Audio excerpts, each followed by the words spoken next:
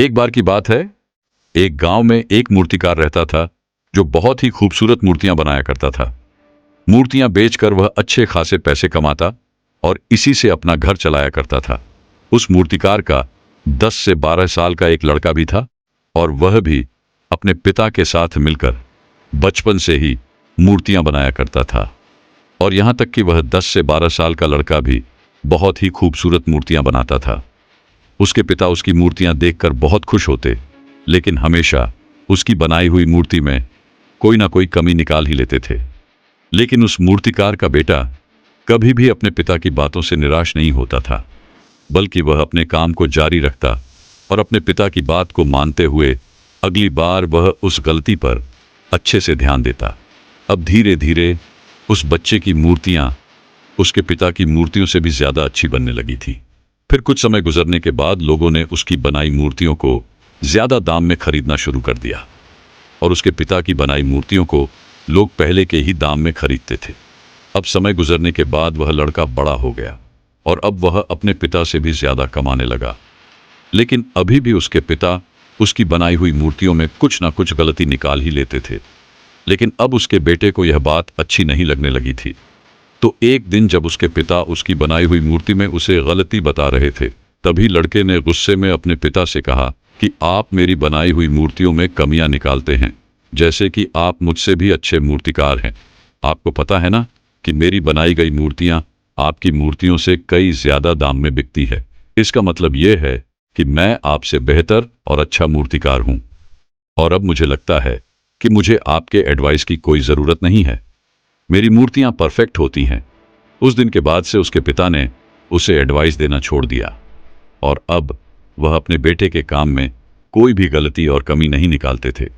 कुछ दिनों तक लड़का अपनी मूर्तियां खुशी से बनाता रहा, लेकिन फिर कुछ समय बीतने के बाद उसे कि लोग अब उसके काम की इतनी तारीफ नहीं कर रहे हैं जितनी पहले करते थे, और इसी वजह से उसकी मूर्तियों की कीमत भी गिरने लगी थी।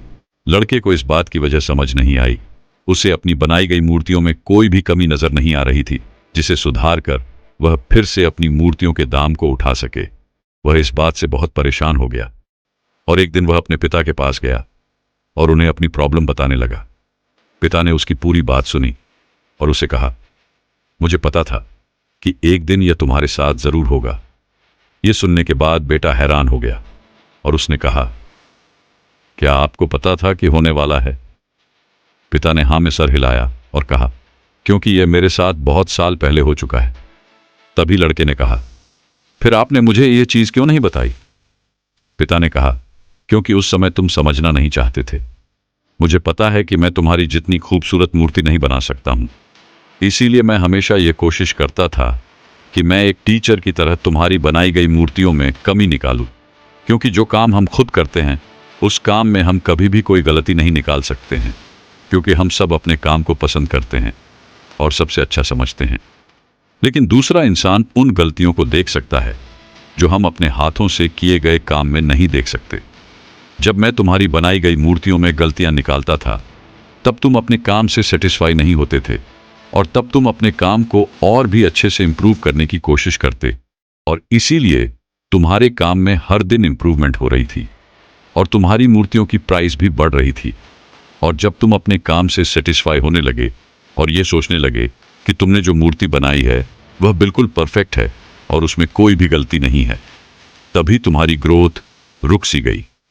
लोग हमेशा तुमसे अच्छी मूर्तियों की एक्सपेक्टेशन रखते थे और जब तुम उनके एक्सपेक्टेशन पर खरे नहीं उतरे, तब से उन्होंने तुम्हारी मूर्तियों में ईंट लेना छोड़ दिया और इसी वजह से तुम्हारी मूर्तियों के दाम कम होने लगे और आज तुम इस सिचुएशन में पहुंच चुके हो।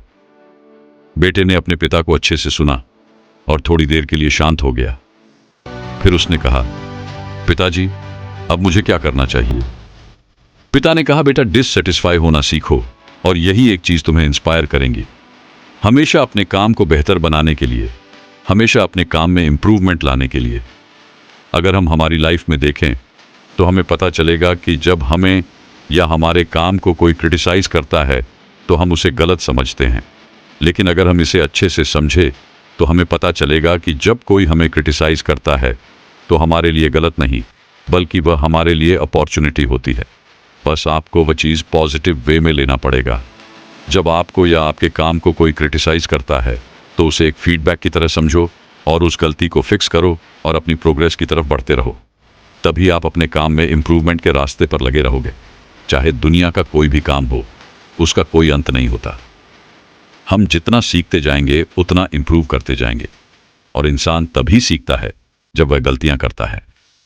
तो अगर आप इस कहानी को और भी लोगों तक पहुंचाना चाहते हो तो वीडियो को शेयर करिए, ताकि और लोगों को इस कहानी से अच्छी सीख मिल सके।